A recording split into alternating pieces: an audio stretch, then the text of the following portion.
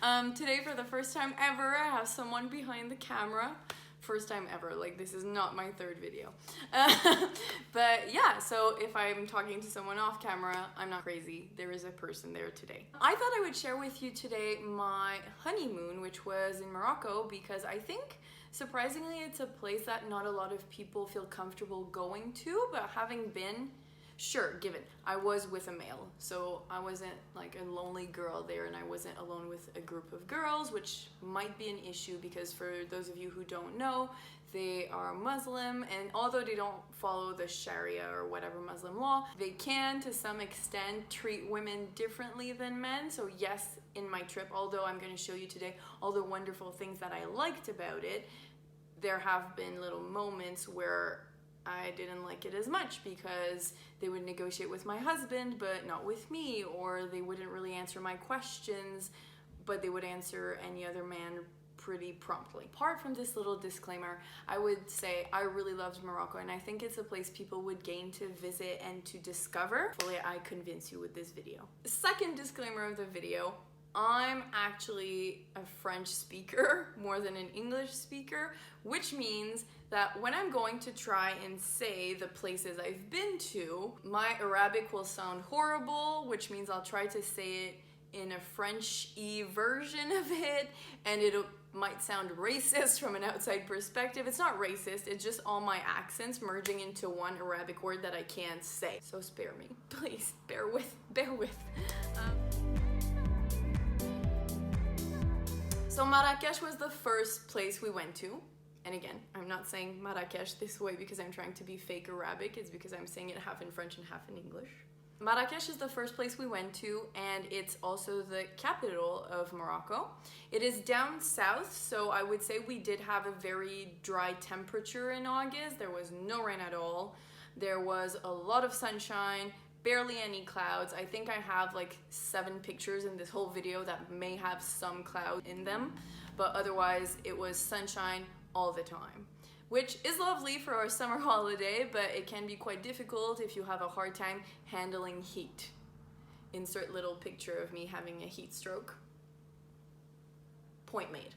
So I will go through the places that I visited in Marrakech. You have to keep in mind that I went summer 2019, which meant that the Ben Madrasa kind of school slash mosque was not open. It was being renovated. I did not get to visit that, and it's one of the top stops for Marrakech. Sadly, I will have no pictures of this because all the pictures are copyrighted and I didn't see it. First stop, Jemaa el Fna, which is the main market square. You have a great view of La Koutoubia, which is their mosque. Another thing that I didn't get to visit because, well, I'm not Muslim, as I've said, or if you hadn't guessed, I am not. So I wasn't allowed to enter. Neither was my husband. It's not about being a girl or a boy, it's about being Muslim or not, and we're not Muslims, so we didn't get to see the inside.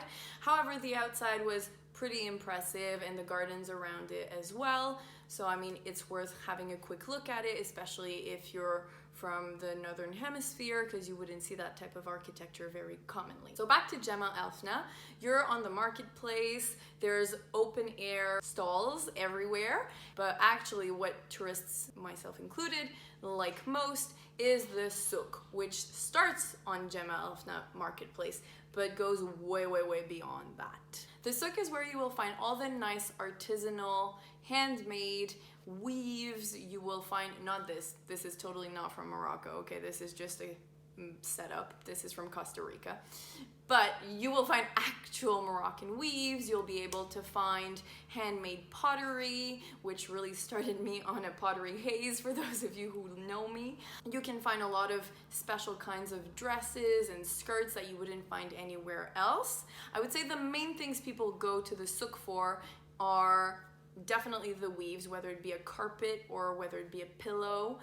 People go there for a lot of leather based, so it could be a pouf, which is some kind of literally a puffy thing you put your feet up on when you're on your couch. Purses, I already had one from Spain, so I didn't shop for one there, but I did look at some of the prices and they were pretty good. Leather wallets. So apart from weaves and leather goods, you could also go looking for argan oil. Now in the market it could be really tricky because they try to cut it down with other things like olive oil or almond oil because these are a bit cheaper. Argan oil is super hydrating and it's really good for hair and body. The thing I brought back from the Souk that I like most is a weave. It's a big floor cushion.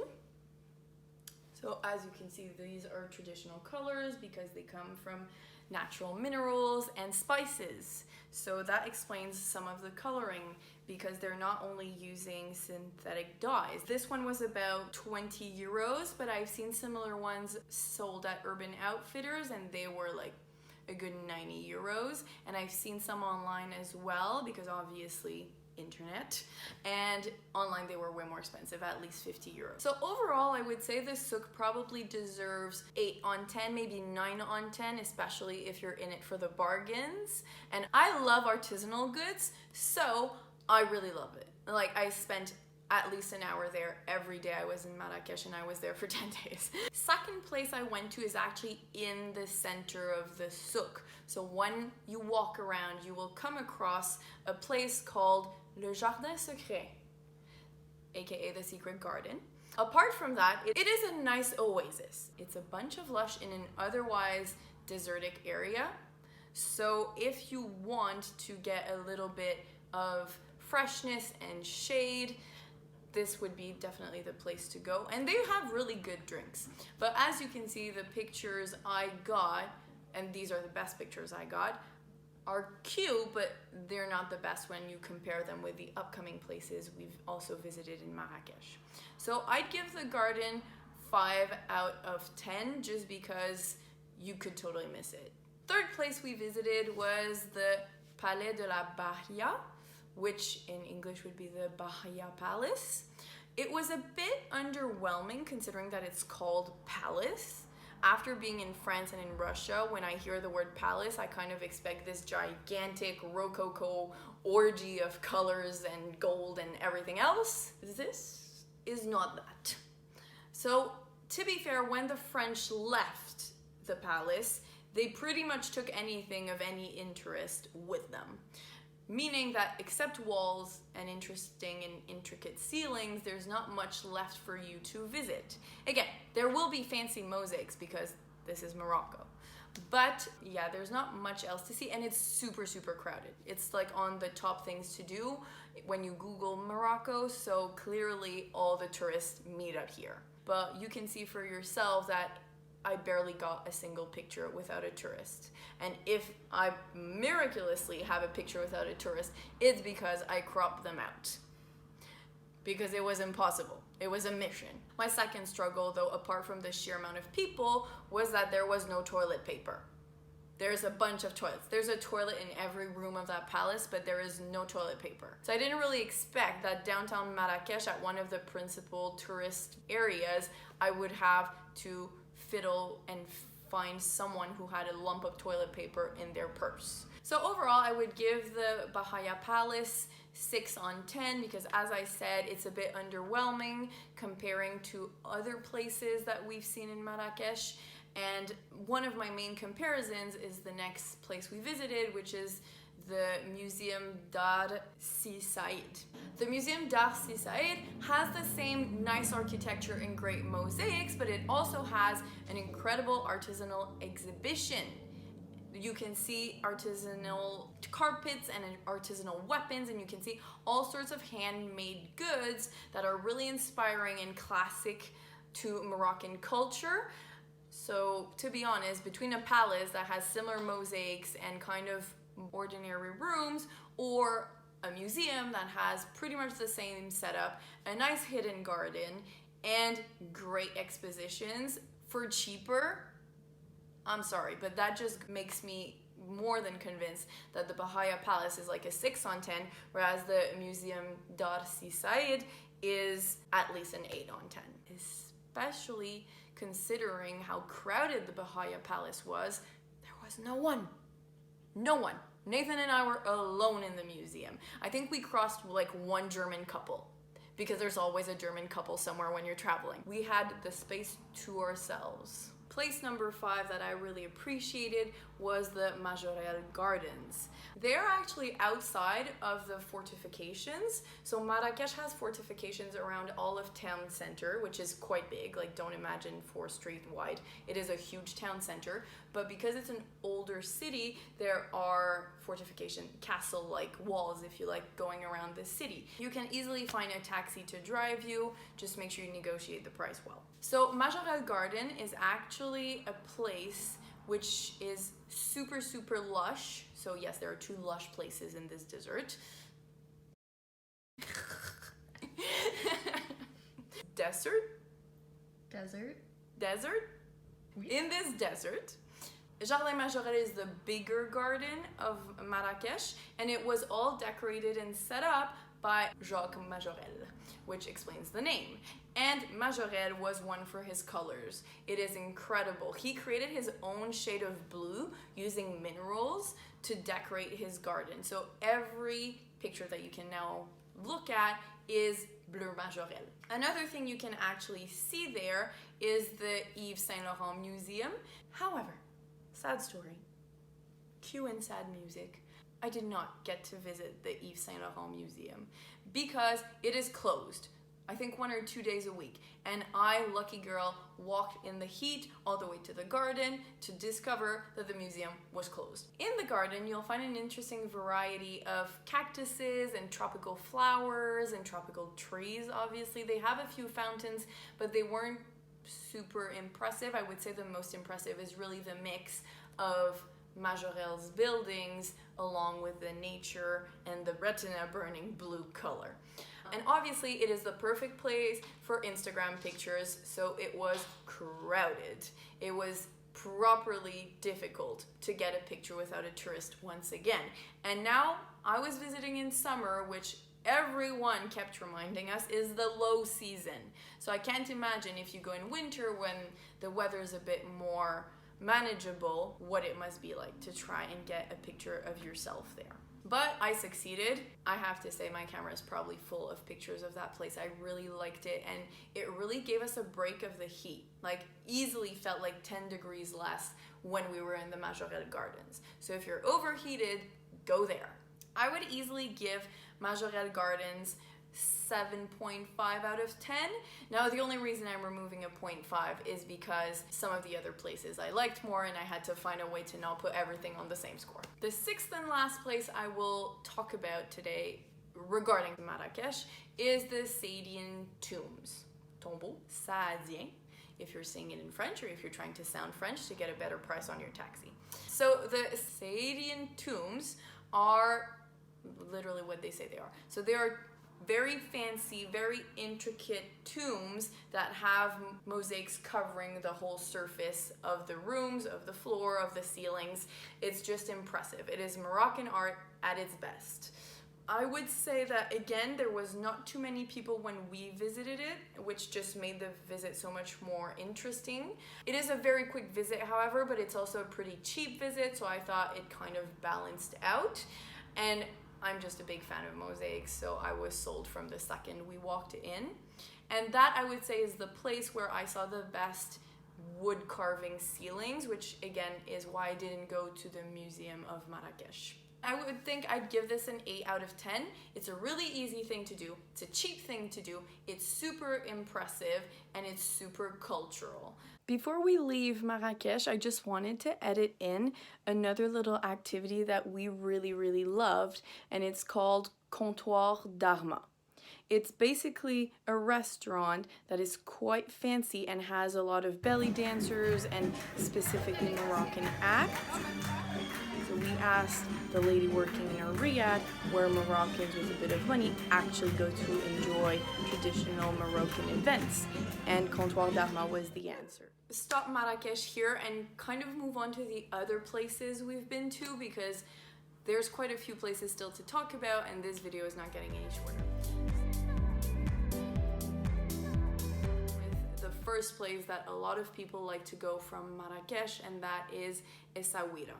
Now, if my memory serves me right, it took us about 2 and then some hours to get to Essaouira. Essaouira is on the coast, and it is obviously a seaside city, but it's also the Mykonos of Africa. So if you really like Greece and you really like the Greece islands, you will love Essaouira. Now, yes, the beach in Mykonos is cuter. I would say Essaouira is also quite interesting if you're a pop culture fan, because they filmed Game of Thrones here. I think it's season 2 or 3. You can Google it. I will now insert a picture of some of the monuments you could see in Game of Thrones. What did we do there? Apart from obviously enjoying a bit of the beach, we decided to walk around and just appreciate the streets, really. I would have to say they have their own souk, and the merchants working in their souk were quite nicer than the ones we found in Marrakech. I don't know if it's because they see less people, so they're a bit more patient, or if they're just really excited that somebody made it to their street, because it's not as much a main street as there might be in Marrakech. But we really got good deals over there. We really appreciated talking to the locals, and to be honest, like, Nathan made a really good friend at a pottery shop, so I'm guessing I'm a bit biased. We really, really liked the streets of Essaouira. And when you're on the other side of their souk, you get to go up on their fortifications. So we got to go on the wall. There's still some cannons there. You have a nice outlook on the sea, and there's a lot of locals just selling their artwork in that area. It's also a really cute place to rip your favorite dress. So I'm sure by now you've seen a picture of me crouching on a cannon, and you do not get to see the video of me jumping off that cannon, falling over, my dress getting hung up on the cannon. So you could basically see me looking like a proper hot mess hanging off the cannon. Apart from that, Essaouira was a big throwback to my days in the Greek Isles. I really, really liked it. My husband really liked it. I don't know that it would be my #1 spot if I just wanted a nice beach, just because it's not the clearest water I've seen in my life, and the beach was very straight on, meaning that when you got into the water, you had to go really, really far if you wanted it to cover you up. But it was definitely a nice day trip from Marrakech. It seemed to have a little more of a bohemian vibe, which I'm all for. So another day trip we really liked was going to Ait Ben Adou. It's a really hard thing to say for me, so I hope you understand what I'm talking about. I'll put it up on the screen. So Ait Ben Adou is a little, I'd say village, but they had to build like another village next to that village, because this village doesn't have water or electricity. However, it is very, very pretty. It is protected by UNESCO, and there are still some natives that do inhabit the walls of Ait Ben Adou. It's been used for the movie Gladiator. It's been used also in Game of Thrones. So let's just say movie fans will want to go there. It was really impressive because it's more down south. It's in another province actually, so you have quite a long drive to actually get there, but once you are there, you really feel like you're in another country. You really feel like you're in another culture. You really feel all those things that you're probably looking for if you ended up in Morocco in the first place. I appreciated seeing some of their artisans as well, because they were sticking to the original methods. So they were painting using spices and fire, and it was quite cute to see, but again, maybe a little touristy because modern day Moroccans don't necessarily do that. Like, it's not a daily thing you would see anywhere else. It was compared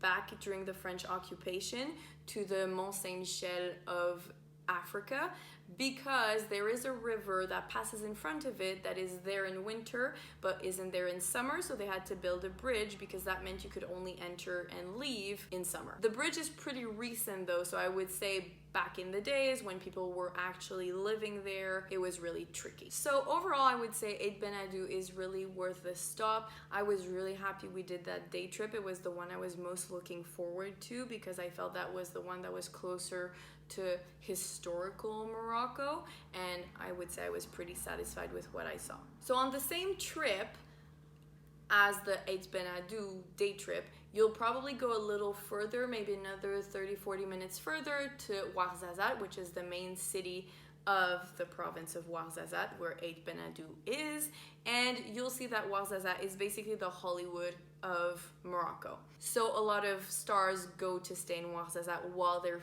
filming at Ait Benadou. And so you do find some nice restaurants, and you can find a lot of studios there, but you won't necessarily find like the greatest monuments or the best views. I would say that's all for me and my trip to Morocco. I hope you discovered nice places and that it inspired you to go and check it out. And I guess if I'm being a good YouTuber, I would tell you to like and subscribe, but do what you will. See you soon.